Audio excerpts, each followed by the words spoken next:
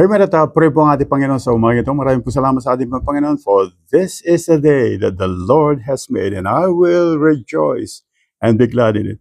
Welcome po sa devotions po natin sa House of Worship. We are on the topic po of Follow Me, number 28 na po tayo. At kahapon po, nagkaroon po tayo ng pag-aaral patungkol po sa how the Lord or how the shepherd, the good shepherd, lay down his life to the sheep. It means say po, you're going to lead them the whole day po. You're going to lead them to grazing land. You're going to lead them to still waters. You're going to lead them so that they're going to be continually be protected po. And on the night time po, dadalhin po niya sa sheepfold po niya at doon din po siya ilalagay po yung mga tupa niya sa sheepfold at sa entry po, doon po siya uupo, doon po siya matutulog. You're going to completely think, ano pa po yun, yung you're going to completely think po that you're going to protect the sheep, habang pong sila'y natutulog din. At ito po, it means say po, laying down his life. Yung shepherd po, the whole day po, kasama po niya, the whole night, kasama po niya ang ating pong Panginoon. And I thank God, ganun din po yung sinabi po ng ating Panginoon, that He is the good shepherd po. He's going to be with us. He's going to lead us to pasture. We're going to get in and get out. And we're going to find pasture because He's going to lead us out.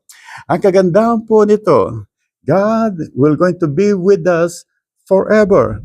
At ang sinabi po ng ating Panginoon that the Holy Spirit has given to each and everyone, abiding with us forever. Kailangan po makita po natin yung picture na yun. Ngayon po, tingnan po natin yung picture na ito. Babasahin ko lang po yung scripture. Sabi po ng ating Panginoon, sa John chapter 10, verse 7, Then Jesus said to them, Most assuredly I say to you, I am the door of the sheep. All who ever came before me are thieves and robbers, but the sheep did not hear them. Sa verse 9 po, I am the door. If anyone enters by me, he will be saved and will go in and out and find pasture.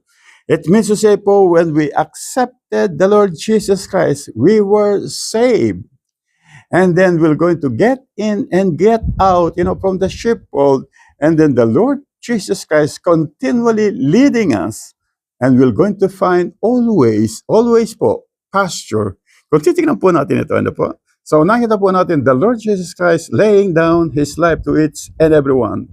He's going to continue be with us forever po, dwelling with us forever until the day that you're going to meet Him. We're going to meet Him in the air. The Holy Spirit will going to be with us, dwelling with us, in us, upon us.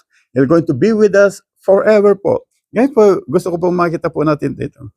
When we accepted the Lord Jesus Christ, so many people po have accepted the Lord Jesus Christ also. Ang sabi po ng ating Panginoon sa kanyang salita sa verse 16 of John chapter 10, And other sheep I have which are not of this fold, them also I must bring, and they will hear my voice. And there will be one flock and one shepherd.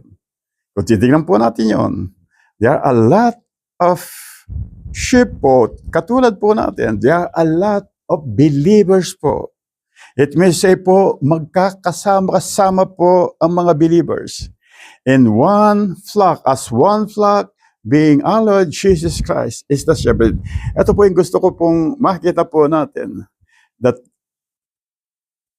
if you accepted the Lord Jesus Christ, you are part of the flock of the Lord Jesus Christ. It means say po, magkakasama po tayo. Ang sabi po ng ating Panginoon sa kanyang salita, we're going to lay our lives also for our brothers and sisters. It means to say po, the heart of each and every believer, sa bawat isa po, they are taking care of one another. It means say po, kapag nakita po mo, ngayon po lang, mapapansin po natin, when you know that, someone is a believer, you're going to be at peace because he'll going to think or she'll going to think only of good things sa'yo. Amen?